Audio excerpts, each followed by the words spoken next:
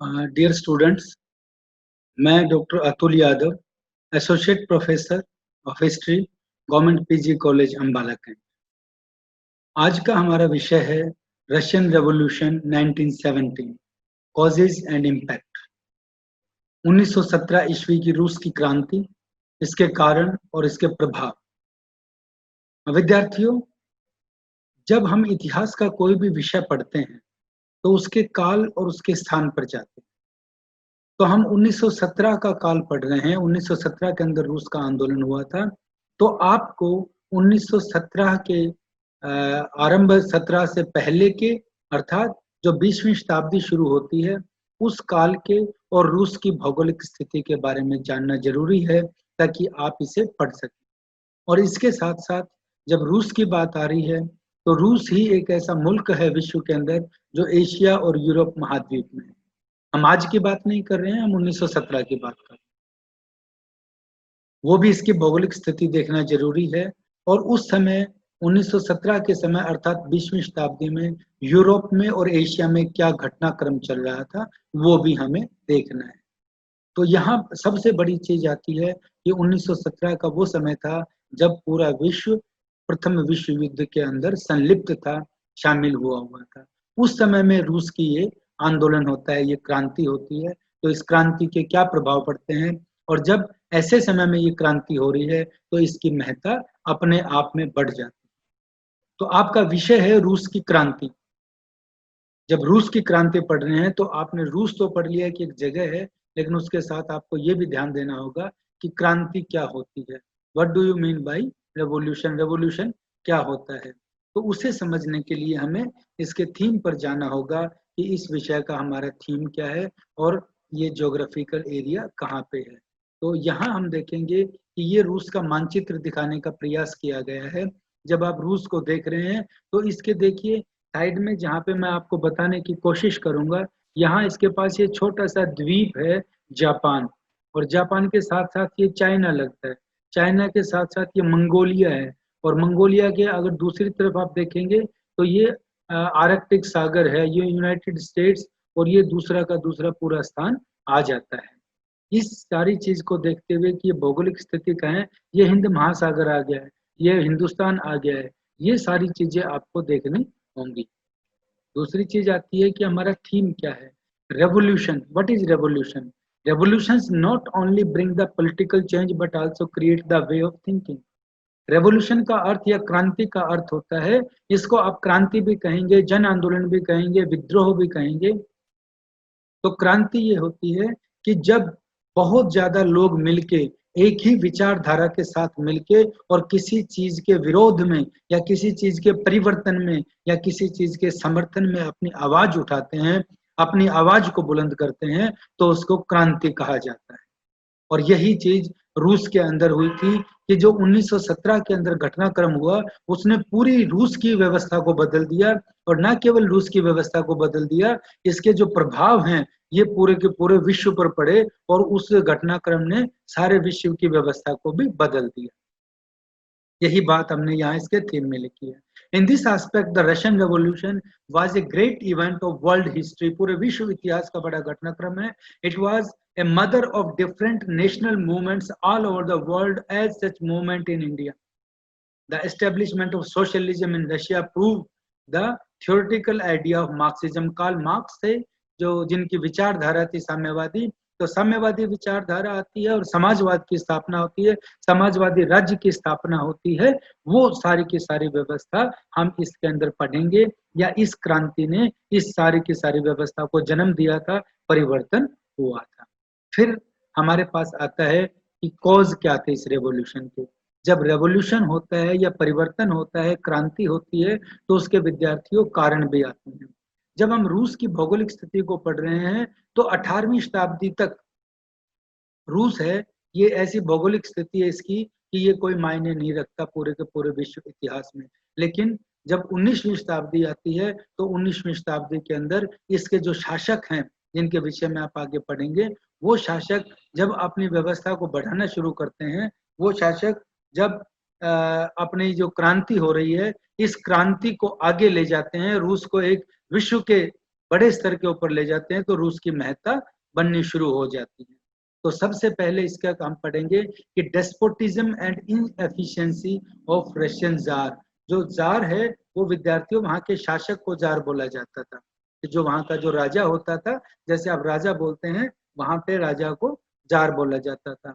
तो जो रूस का जो शासक है उसका वो निरंकुशता थी और उसकी जो कार्य करने की जो अक्षमता थी, अयोग्यता थी, उसको हमने यहाँ पे प्रदर्शित किया है। और अयोग्यता और अस्वैधर्य और निरंकुशता क्या आती है कि उस शासक ने बड़े बड़े आंदोलन हुए थे, लोगों की आवाज होती थी, उस पर प्रतिबंध लगा दिए, उनके विरुद्ध सख्त कार्रवाई की। जो लोग खड़े होते थे अपनी आवाज बुलंद करने के लिए, उनको देश निकाला दे दिया, प्रेस के ऊपर प्रतिबंध लगा दिया। ये सारी की सारी चीजें एक निरंकुश शासक वहां पे कर रहा था, जिसको जार कहा जाता था। फिर दूसरी इसका एक कारण बनता है रशियनाइजेशन पॉलिसी ऑफ जार। जो रूस का जार था, रूस का शासक था, उसने रूसीकरण की नीति अपनाई। रूसीकरण का अर्थ क्या है कि जब रूस के अंदर रह रहे हैं तो वो सारे के सारे जो रूस के निवासी हैं उन्हीं को प्राथमिकता देना।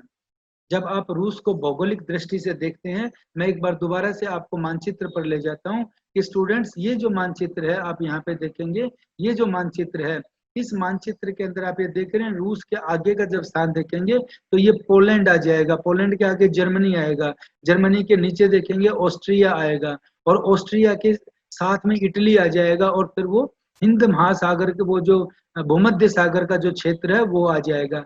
तो ये जो क्षेत्र है विद्यार्थियों, अब ये बदल चुका है वर्तमान में। ये जो क्षेत्र था जो मैं आपको हाईलाइट करने की कोशिश कर रहा हूँ, इस क्षेत्र के अंदर अलग अलग नेशनलिटी के लोग रहते थे। तो रूस के अंदर भी यही व्यवस्था थी। तो जब जार ने ये कोशिश की कि रूसीकरण की अपनी नीति अपनाई, तो इससे जो दूसरे लोग वहां पे रह रहे थे वो उसके विरोध में हो गए, और जो डेमोक्रेटिक विचारधारा के लोग थे, जो लोकतंत्रशाही या जो लोकतंत्र की विचारधारा है उससे जुड़े हुए जो विद्वान थे, उन्होंने उसका विरोध करना शुरू कर दिया।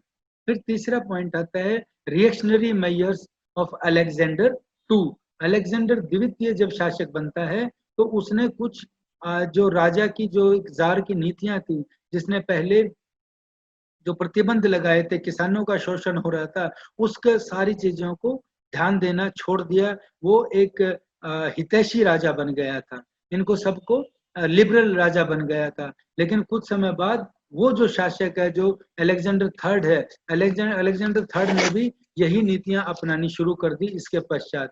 यानी कि अपने जो अंतिम वर्ष थे उसमें जितने भी सुधार कार्य किए थे वो स्टूडेंट्स उन्होंने वापस ले लिए, और राजनीतिक अपराधियों पर मुकदमे करने शुरू कर दिए, उनके लिए सैनिक न्यायालय बना दिए, और जो महाविद्यालय यानी कॉलेज और यूनिवर्सिटीज थी उनके अंदर उदार विचारधारा की जो पढ़ाई थी उसको खत्म कर दिया। विदेशी जो यात्रा होती थी उनके ऊपर प्रतिबंध लगा दिया। जो सुधारवादी और क्रांतिकारी आंदोलन थे उन सब के ऊपर प्रतिबंध लगा दिया। ये इन्होंने व्यवस्था। फिर अगला पॉइंट आपके पास आता है नाहिलिज्म और रिवोल्यूशनरी मूवमेंट। रूस के अंदर ये बहुत बड़ा आंदोलन हुआ था। जब भी विद्यार्थियों आप एक व्यवस्था को पढ़ रहे हैं तो मैं आपको भारत का उदाहरण देकर समझाऊंगा कि जब भी आप किसी देश के इतिहास पढ़ रहे हैं या यूरोप का इतिहास पढ़ रहे हैं तो किसी दूसरे मुल्क के अंदर कोई घटनाएं हो रही हैं उसका भी प्रभाव पड़ता है। उदाहरण के तौर पर आप भारत के स्वतंत्रता आंदोलन को याद करें जो आप पिछले साल पढ़ के आए हैं, या आप मुगल काल की व्यवस्था को पढ़ें तो आप इससे बड़ी आसानी से समझ सकते हैं। देखिए अलाउद्दीन खिलजी हुए थे और बलबन हुए थे। बलबन जिसने रक्त और लोह की नीति अपनाई थी, अलाउद्दीन खिलजी हुए थे, उन्होंने संपूर्ण क्षेत्र को जीत लिया था। लेकिन एक क्षेत्र था दोनों के लिए, वो उनके नियंत्रण में नहीं रहा था, वो कभी बगावत कर देता, कभी हार जाता। वो क्षेत्र था भारत के मानचित्र पर राजपूताना। ये राजपूताना, इसको बाई फोर्स आप नहीं जीत सकते थे। तो जब अकबर भारत का शासक बनता है, भारत में ही पैदा हुआ था और भारत का ही शासक बनता है, तो वो देखता है कि अपनी जो वेस्टर्न बाउंड्रीज हैं, जो पश्चिम की जो सारा क्षेत्र है, अफगानिस्तान की तरफ का आप क्षेत्र लगाते हो, इसको सुरक्षित करना है और एक बड़े राज्य की स्थापना करनी है। हिंदुस्तान को पूरी अगर रियासत उसने अपनी बनानी है तो उसके लिए आपको अपनी ये बाउंड्रीज सेफ करनी होंगी। और इसके लिए वो राजपूतों के साथ, क्योंकि अकबर ने ये समझ लिया था कि बाई फोर्स राजपूतों को नहीं दबाया जा सकता है, तो अकबर ने फिर उनके साथ वैवाहिक संबंध बनाए और वैवाहिक संबंध बना के पूरे राजपूताना क्षेत्र के ऊपर अधिकार किया और एक अपनी बाउंड्री उन्होंने सेव की। ये जो व्यवस्था की बात आती है विद्यार्थियों, किस तरीके से हम एक टेक्निक के तौर पर वहाँ चलते हैं। और यही चीज़ जब आप मुगल की काल की ये बात कर रहे हो, तो उसके बाद में भी व्यवस्था में यही चीज़ आती है। हम मुगल के बाद की भी चीज़ पढ़ते हैं, तो क्रांतिकारी आंदोलन की बात कर रहे हैं आप, तो भारत का स्वतंत्रता आंदोलन आता है। वो स्वतंत्रता आंदोलन में क्या होता है? जब गांधी जी अपना असहयोग आंदोलन वापस लेते हैं, तो भारत के अंदर क्रांतिकारी आंदोलन आता है। वो क्रांतिकारी आंदोलन कौन सा था? जिनमें आप चंद्रशेखर आजाद को, भगत सिंह को, राजगुरु को, सुखदेव को, सचिंद्रनाथ सान्याल को, इन सबको पढ़ते हो आप। ये कौन थे? ये कौन सी विचारधारा थी? इसको विद्यार्थियों इतिहास की भाषा में समझने के लिए इसको ब्लाइंड नेशनलिज्म बोला जाता है, अंध राष्ट्रवाद। अंध राष्ट्रवाद एक विचारधारा होती है कि जो हमने लक्ष्य ले लिया वो लक्ष्य पूरा ही करना है। ऐसे क्रांतिकारी थे। और ये जो ब्लाइंड नेशनलिज्म की विचारधारा थी, ये जर्मनी से आई थी। जब प्रथम विश्व युद्ध के अंदर जर्मनी समाप्त हो जाता है और वहां पे लोकतांत्रिक सत्ता होती है, उसको इसके लिए जिम्मेदार माना जाता है, तो वहां पे एक और क्रांतिकारी नेता पैदा होता है, वो आगे उभर के आता है, जिसका नाम था हिटलर। और हिटलर ने वहां पे ये नारा दिया था, to serve Hitler is to serve Germany and to serve Germany is to serve God. अर्थात हिटलर की जो मदद करना है वो जर्मनी की मदद करना है, और जर्मनी की मदद करने का मतलब भगवान की मदद करना है, भगवान की सहायता करनी, भगवान की सहायता करनी है या उसके साथ जुड़ना है। यही विचारधारा थी। तो ऐसी ही एक विचारधारा विद्यार्थियों, रेवोल्यूशनरी जो मूवमेंट था, जिसको निहिलिज्म कहा जाता था, वो रूस के अंदर आया। तो रूस के अंदर जो क्रांतिकारी विचारधारा के लोग थे, उन्होंने ये आंदोलन चलाया और उन्होंने इस बात के ऊपर आगे प्राथमिकता दी कि हम तर्क के ऊपर सारी चीजों को देखेंगे, बिना तर्क के हम किसी चीज को नहीं मान लेंगे। तो ये जो नाहिल शब्द था, जिससे नाहिलिज्म बना है, इसका अर्थ होता है कुछ भी नहीं। वो चीज इन्होंने आगे चलाई थी और उसी व्यवस्था को आगे बढ़ाया।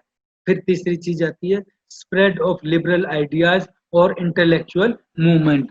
जो इंटेलेक्चुअल आइडियाज थे, जो इंटेलेक्चुअल क्या होता है, जो बौद्धिक विचारधारा थी, वो बौद्धिक विचारधारा भी आई और उस बौद्धिक विचारधारा ने लोगों की मानसिकता को बदला। वो लेखक तोल्स्टॉय थे, जो आपने नाम सुना होगा, गोर्की का नाम सुना होगा, जिनका नोवेल था माँ, और तुरुगवे था, और दोस्तोयेव्स्की था। ये कुछ वो विद्वान है विद्यार्थियों, जिन्होंने लिबरल आइडियाज की विचारधारा को रूस के अंदर आगे बढ़ाया। फिर आता है unsatisfactory condition of the Russian peasants. मैंने आपको बताया था कि काल कौन सा पढ़ रहे हैं, हम 1917 का काल पढ़ रहे हैं। वहां पे दो चीजें आ रही हैं, मैं आगे भी टच करूंगा, जो नेक्स्ट स्लाइड आपको दिखाऊंगा उसके अंदर आएगा। रूस की जो अर्थव्यवस्था थी, उसका मुख्य बिंदु क्या था? आज जैसे भारत की अर्थव्यवस्था का मुख्य बिंदु कृषि है, इसी तरीके से रूस की जो मुख्य व्यवस्था थी, आर्थिक व्यवस्था थी, उसका मुख्य बिंदु कृषि था। और रूस के अंदर जो वहां के जो किसान थे, उन किसानों की जो आर्थिक स्थिति थी, किसानों की जो स्थिति थी, वो बद से बदतर होती जा रही थी। उनके औजार भी पुराने थे, उनका शोषण हो रहा था, वो सारी की सारी चीजें थी। तो जो रूस का किसान था, वो भी राजा की नीतियों के विरुद्ध होता जा रहा था। फिर जो मैं आपको अभी बता रहा था कि रूस के अंदर एक और व्यवस्था आ गई थी, वो व्यवस्था है बेटे इंडस्ट्रियल रेवोल्यूशन। तो विद्यार्थियों, जब आप इंडस्ट्रियल रेवोल्यूशन की बात करते हैं, इंडस्ट्रियल रेवोल्यूशन क्या था कि यूरोप के अंदर क्रांति हुई थी और वहां पे औद्योगिकरण हुआ था। वही औद्योगिकरण रूस के अंदर भी आया। और रूस के अंदर जब औद्योगिकरण आता है, तो एक किसान हो गया और एक औद्योगिक में जो उद्योग थे, उनके अंदर श्रमिक हो गए। तो जो यूरोप के अंदर औद्योगिक क्रांति हुई थी, उससे एक सामाजिक बदलाव जरूर आया था। वो बदलाव था कि एक श्रमिक वर्ग का उदय हुआ था, एक नई क्लास समाज के अंदर जुड़ी थी, जिसको आपने श्रमिक वर्ग कहा था। ये जो श्रमिक वर्ग है, ये रूस के अंदर भी था, और श्रमिक वर्ग की जो हालत थी, वो भी बदतर हो रही थी। उनके रहने की व्यवस्था नहीं थी, उनको पैसा कम दिया जाता था, उनसे काम ज्यादा लिया जाता था, और इसके साथ साथ जो महिलाएं और पुरुष थे, उनको कम वेतन दिया जाता था। हालांकि काम वो बराबर करते थे, लेकिन उनको कम वेतन दिया जाता था। कि महिलाएं कम काम करती हैं, बच्चा कम काम करता है, तो ये उनका शोषण हो रहा था। और इस शोषण की वजह से जो हमारा जो श्रमिक वर्ग था, वो श्रमिक वर्ग भी उनके विरुद्ध हो रहा था। किसान वर्ग भी विरुद्ध हो गया और श्रमिक वर्ग भी विरुद्ध हो गया। फिर आता है ऑटोक्रेसी ऑफ निकोलस सेकंड। 1894 में जो निकोलस द्वितीय था, ये रूस का अंतिम जार था इस क्रांति से पहले। तो जो निकोलस द्वितीय था, उसकी भी जो निरंकुश सत्ता थी, जो अपने आप में एक जो शोषणकारी नीतियां थी उसकी, वो भी इसके लिए जिम्मेदार थी। जैसा मैंने आपको बताया था, उसकी नीतियां श्रमिक के साथ भी थी, किसान के साथ भी थी, आम आदमी के साथ भी थी, चाहे वो विद्यार्थी थे, चाहे स्कूल थे, कुछ भी थे, उन सब के साथ ये चीजें हो रही थी। फिर जब हम समाज को ही पढ़ रहे हैं, तो उसके अंदर आप एक और चीज देखेंगे।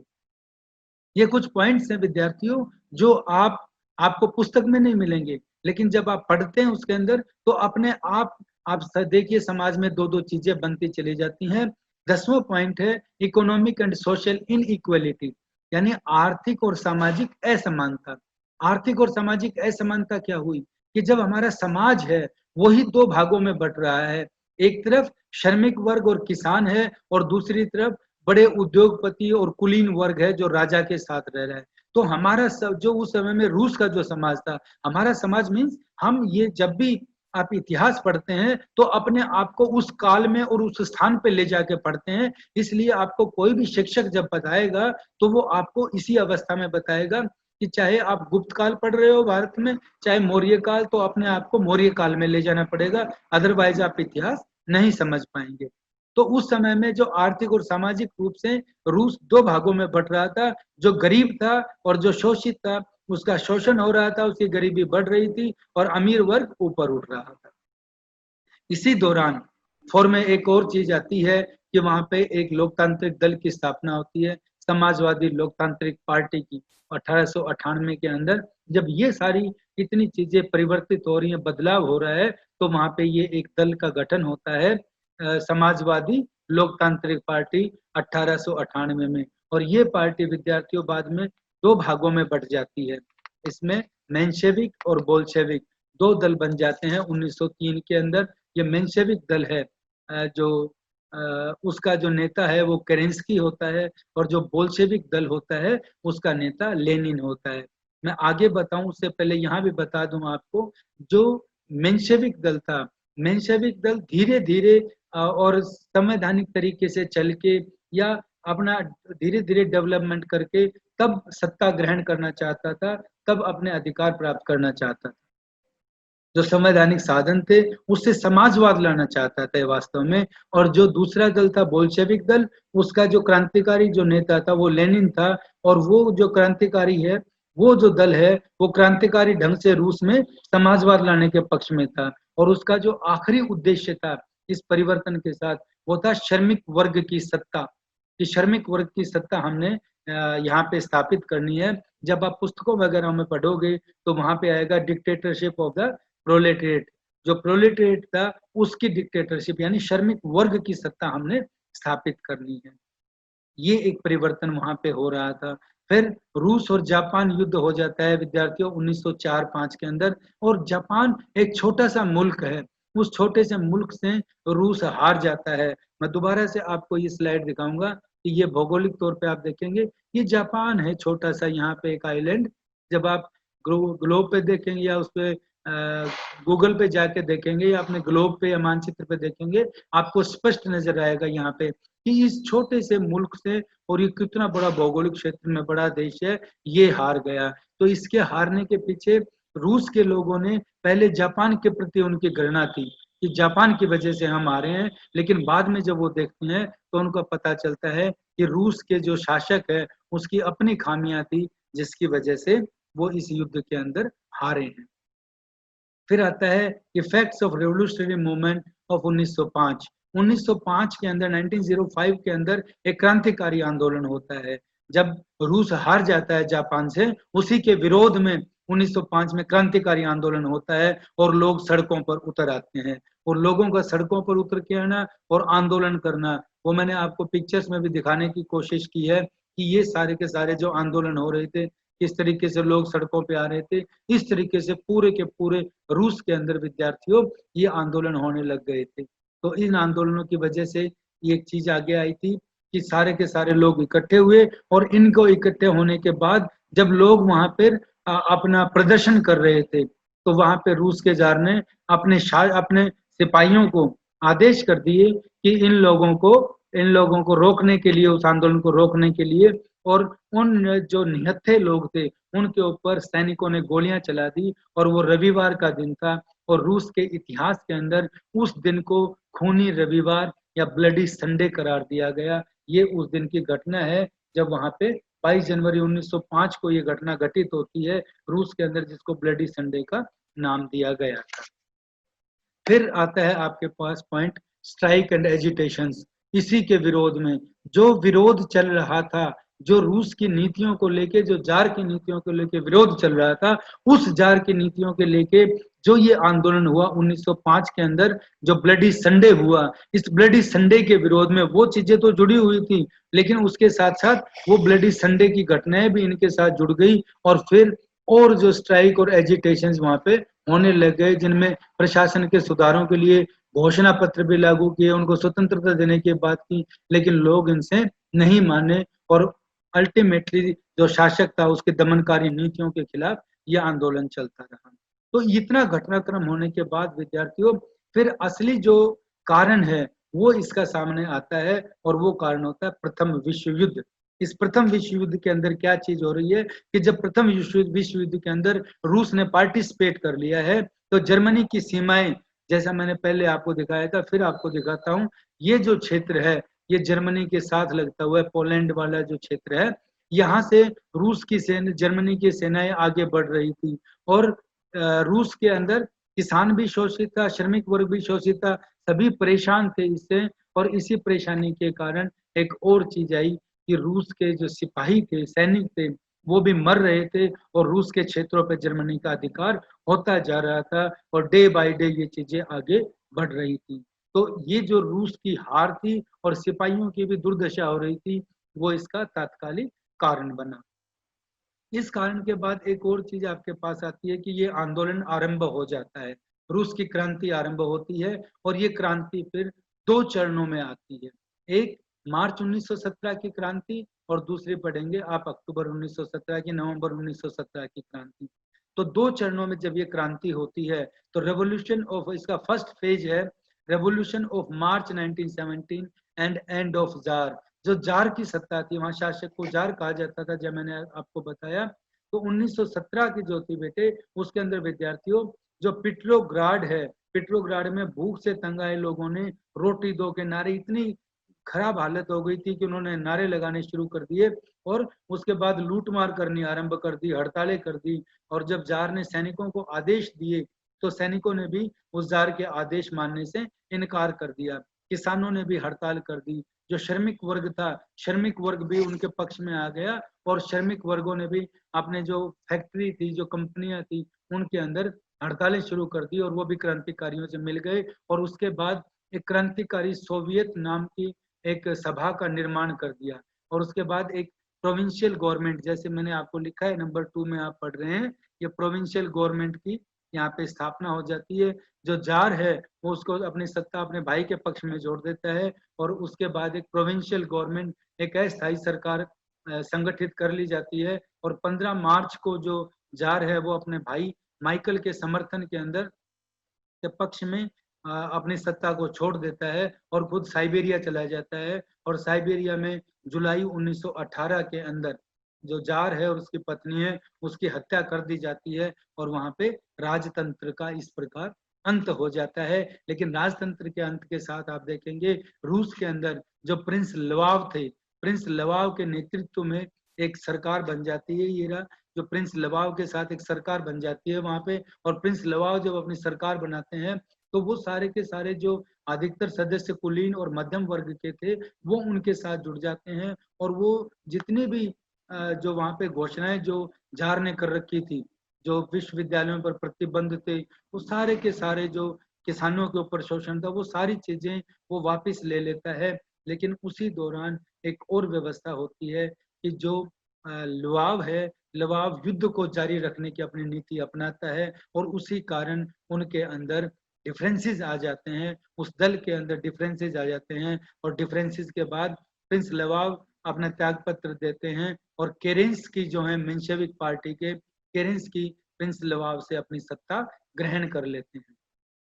जब केरेंस्की भी अपनी सत्ता ग्रहण कर लेते हैं तो केरेंस्की के जब अपनी सत्ता संभालते हैं तो वो भी अपने जब ये सारी चीजें बढ़ रही हैं तो केरेंस्की के अधीन एक नई समाजवादी सरकार की विद्यार्थियों स्थापना हो जाती है। लेकिन केरेंस्की की भी एक चीज आगे आती है, केरेंस्की भी रूस को युद्ध से बाहर नहीं निकाल पाते और नतीजा होता है कि इन बिटवीन जो डेवलपमेंट चल रही है, इसी डेवलपमेंट के अंदर जो लेनिन है वो विदेश में होते हैं और वो वापस अपने रूस के अंदर आ जाते हैं और उनका संगठन और मजबूत हो जाता है। जो लेनिन है वो ट्राटस्की एक उनके नेता होते हैं, उनके साथ मिल जाते हैं और बोल्शेविक दल और पावरफुल बन जाता है। और ये जो दूसरे चरण में आप जाएंगे, जो बोल्शेविक रेवोल्यूशन होता है या नवंबर रेवोल्यूशन का नाम दिया गया है, तो लेनिन अपने जो दल है उस दल के साथ एक रेड आर्मी भी बना लेते हैं और वो जब इसका विद्रोह कर देते हैं तो बलपूर्वक सत्ता प्राप्त करना चाहते हैं। अपनी रेड गार्ड जो सेना थी, रेड आर्मी या रेड गार्ड उसको बोला जाता है, उसको अपने साथ ले लेते हैं और जो रूस की जो सत्ता है उसके ऊपर वो भवनों पे और कार्यालयों पे अधिकार कर लेते हैं और अंततः जो केरेंस्की है, केरेंस्की अपनी सत्ता छोड़कर और देश छोड़कर राजधानी को छोड़ के चले जाते हैं और जो लेनिन है उनको बिना रक्त बहाए ही वहां पे सत्ता मिल जाती है। जब वो सत्ता मिल जाती है तो लेनिन उसके मुखिया बनते हैं और वो जर्मनी के साथ एक लिटोवस्क की संधि करते हैं। उस लिटोवस्क की संधि के अंदर कुछ रूस का क्षेत्र है जो जर्मनी को देना स्वीकार कर लेते हैं और अंततः जो एक कारण था जिसकी वजह से ये प्रिंस लवाव भी थे और केरेंस्की भी थे जो अपनी सत्ता नहीं बचा पाए थे, वो दोनों जिसका मेन कारण था कि वो युद्ध से रूस को नहीं हटा पाए थे और लेनिन ये स्टेप लेते हैं और वो युद्ध से हट जाते हैं। और इसी के साथ साथ जो लेनिन है वो अपनी एक अदालत बनाते हैं, चेका नाम की अदालत। उस चेका नाम की अदालत में जो विरोधी होते हैं उन विरोधियों का और दूसरे दोषी लोग होते हैं उनको तुरंत सजा का प्रावधान करके सत्ता पर अपना नियंत्रण करते हैं। इस प्रकार रूस के अंदर, जैसा मैंने आपको बताया कि एक शोषण के विरुद्ध ये चीज थी और श्रमिकों की और समाजवाद की स्थापना थी, वो रूस के अंदर होती है। ये जो पिक्चर के माध्यम से आप देख रहे हैं ये रेवोल्यूशंस वहां पे चल रहे थे और इसमें विशेष बात आप क्या देख रहे हैं कि देखिए महिलाएं, बच्चे, श्रमिक और सब लोग इसके अंदर शामिल हो रहे हैं और इनका नेता था वो लेनिन था। ये व्लादिमीर लेनिन है जो नाम लिखा हुआ है, VI लेनिन पूरा नाम था इनका। लेनिन इन श्रमिकों के साथ मिलकर ये परिवर्तन करते हैं और ये ब्लड लेस रेवोल्यूशन होता है, रक्त विहीन क्रांति होती है और रूस के अंदर फिर इनकी सत्ता। ये देखिए कि किस तरीके से, मैंने पहले भी आपको ये फोटोज दिखाए थे, किस तरीके से आप इतिहास को जब खुद देख रहे हैं तो ये समझ में आ जाता है किस तरीके से परिवर्तन हो रहा था। फिर हमारे पास आता है कि effects of the Russian revolution, रूस की क्रांति के क्या प्रभाव पड़े। तो विद्यार्थियों, कभी भी आप किसी आंदोलन को पढ़ते हैं, किसी भी आप किसी क्रांति को पढ़ते हैं तो आप ये ध्यान रखिए कि जो उसके उदय के कारण होते हैं, जब आप उसके अंदर जाते हैं तो जो उसके उदय के कारण होंगे, उसके उदय के कारण के जो विरुद्ध जो चीज होगी वही उसके परिणामों के अंदर भी शामिल होगी, ये आप ध्यान रखिएगा। तो सबसे पहले एंड ऑफ डेस्पोटिक रूल, निरंकुश सत्ता की समाप्ति हो जाती है, एक कम्युनिस्ट रेजिम की स्थापना होती है, एक साम्यवादी सरकार की स्थापना होती है और वहीं पे समाजवादी शासन भी लागू होता है। ये सारा कब है? जब रूस की क्रांति हो चुकी है। उस क्रांति के बाद की ये चीज आ रही है कि साम्यवादी विचारधारा और समाजवादी विचारधारा वहां पे लागू हो रही है, वो उसका आगे वो बढ़ रही है। Russia's withdrawal from the war, रूस का युद्ध से निकलना, प्रथम विश्व युद्ध से निकलना, जो सबसे बड़ी एक घटना थी और जिस कारण से लेनिन वहां पे अपनी सत्ता जमा पाए थे, वो ये था कि वो विश्व युद्ध से, प्रथम विश्व युद्ध से अपने आप को बाहर निकल रहे थे। Industrial growth and economic development, रूस के अंदर औद्योगिक विकास हुआ और उनकी आर्थिक संपन्नता बढ़ती है, ये भी एक कारण उसका था। Uplift of the workers and the peasantry, जो पीजेंट्री है, जो किसान है और जो इंडस्ट्रीज का लेबर है, श्रमिक है, उनके भी जीवन स्तर में सुधार होता है। यहाँ पे समाजवाद की स्थापना में बताएंगे आपको। End of the class struggle in society, समाज के अंदर जो अमीर और गरीब के अंदर जो एक झगड़ा चल रहा था वो यहाँ पे खत्म हो जाता है और समाजवाद की स्थापना होती है, सोशल इक्वलिटी की स्थापना होती है, सारी चीजों का सरकारीकरण हो जाता है और सबको समान चीजें आ जाती हैं। तो जो जब आप पॉलिटिकल साइंस में आपने अपने 2 सालों में पढ़ा होगा कि एक वेलफेयर स्टेट की भी डेफिनेशन होती है, तो जो वेलफेयर स्टेट बना था उसकी वहाँ पे जो स्थापना होती है। इंट्रोडक्शन ऑफ 5 ईयर प्लान्स, आगामी 5 वर्षीय योजनाएं जो बने लगी थी उनका भी निर्माण शुरू होना हो जाता है। Right for self determination for the non Russian nationalist, जो अपने आप का जो नॉन रशियन थे, जो वहाँ पे जो रूसीकरण की नीति जार ने अपनाई थी, ये जो नॉन रशियन थे उनके लिए अपने ऊपर ही वो अपना निर्णय लें कि वो क्या करेंगे, उनके सेल्फ डिटर्मिनेशन के ऊपर ये चीज छोड़ दी जाती है। शिक्षा में सुधार होता है जिसके ऊपर प्रतिबंध लगा हुआ था। Then curtailment in the rights of the church, church के जो अधिकार थे उनकी भी सीमाएं निर्धारित कर दी जाती हैं, ये नहीं है कि सारे के सारे अधिकार ही उनके होंगे। और सोशल इक्वलिटी, सामाजिक रूप से समाज सभी को बराबर के अधिकार प्रदान कर दिए जाते हैं। फिर आपके पास ये जाती है कि इस घटना के, देखिए जब ये प्रथम विश्व युद्ध के दौरान घटना घटित हो रही है तो इसके प्रभाव बहुत पड़े थे, तो इसका अंतरराष्ट्रीय स्तर पर क्या प्रभाव पड़े उसके अंदर आप बताएंगे। Spread of social ideology and communism, साम्यवादी और समाजवादी विचारधारा का सभी जगह प्रसार होता है, ये विचारधारा आगे चलती है और इसी विचारधारा का आगे का परिणाम है, आप देखेंगे कि जो परिवर्तन होगा। तो जो समाजवाद और साम्यवादी विचारधारा थी वो सारे के सारी जगह पे इसका प्रचार होना। Inspiration to the anti colonial mass movement, जो औपनिवेशिक आंदोलन चल रहे हैं, एंटी कॉलोनियल, कॉलोनी बोलते हैं उपनिवेश को, जो उपनिवेश के खिलाफ जहाँ पे आंदोलन चल रहे हैं उनको भी इससे प्रेरणा मिली इस आंदोलन से, और रूस ने भी वहां पे मदद का प्रयास किया। तीसरा चीज आती है stress on social welfare scheme in the western countries. Western countries का अर्थ है जो पोलैंड से आगे के जो जगह हैं, जिनके अंदर फ्रांस, इंग्लैंड और जर्मनी, ये सारे के सारे देश आते हैं, जो पश्चिमी देश हैं, वहां पे एक समाजवादी, एक समाज हित की, जो मैंने वेलफेयर स्टेट की बात कही थी कि जो वेलफेयर स्कीम्स होती हैं, जो जन समर्थन की, जो लोगों के लिए मददगारी चीजें होती हैं, उनके वेलफेयर के लिए होती हैं, उसके लिए वहां पे भी उस विचारधारा को आगे बढ़ाने का मौका मिला, उनको प्रेरणा मिली। और Russia becomes a strong power of the world, रूस एक बहुत बड़ी पावर बन जाता है यहाँ पे पूरे विश्व की, जो एक इस घटना के बाद। और एक और चीज इसके अंदर आती है विद्यार्थियों, जब आप पढ़ेंगे तो पूरा विश्व है, पूरा विश्व इस घटना के बाद 2 भागों में बट जाता है।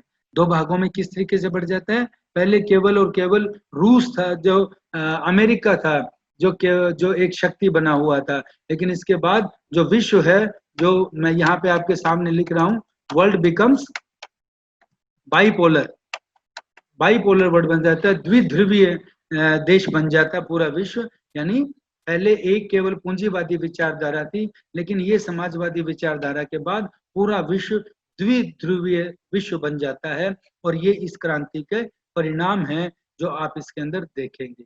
ये हमारा पूरा का पूरा लेसन था। फिर आपके पास आता है कंसेप्ट, हमने क्या सीखा इससे। The mean of the revolution established production and distribution were centralised and tried to form the socialism, सभी के सारे अधिकारों को केंद्रित करके एक समाजवादी राज्य की स्थापना करना। It was a turning point in the history of Russia, रूस के इतिहास में एक परिवर्तन का समय था, एंड पूरे विश्व के अंदर ही ये एक परिवर्तन का इशारा था। और फिर ऑब्जेक्टिव क्या है इसका, आइडिया गवर्न्स द वर्ल्ड, जो आइडिया ही है जो विश्व को चलाता है। The related theme can provide the information about the social and political change to the students. It can help us to understand how a system, country और a person can achieve its goals through collective efforts. जो हमारे सामूहिक प्रयास होते हैं, सामूहिक प्रयासों से किस तरीके से हम अपने लक्ष्य को हासिल कर सकते हैं, वो हमें इस चैप्टर से सीखने को मिलता है। तो ये हमारा सारा आज का विषय था विद्यार्थियों। तो हमने इस पे कंसंट्रेट किया किस तरीके से रूस एक देश था और कैसे कैसे रूस के अंदर जार के खिलाफ जो सत्ता आती है और जार के खिलाफ से कैसे ये व्यवस्था आगे बनती है। आपका बहुत बहुत धन्यवाद।